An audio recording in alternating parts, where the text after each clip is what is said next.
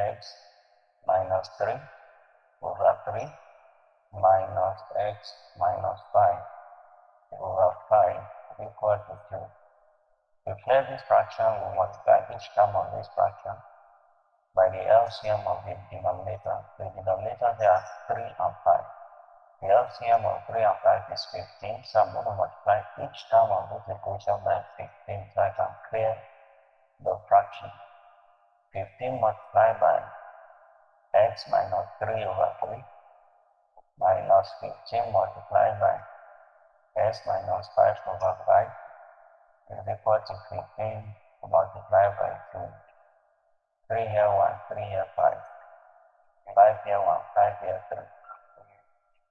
That means we have 5 times x minus 3 minus 3 times x minus 5 equal to 15 times 2.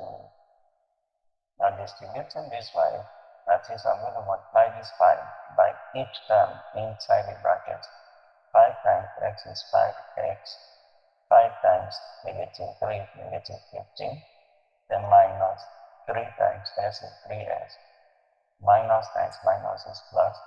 3 times 5 is 15. Equal to 15 times 2 is 30.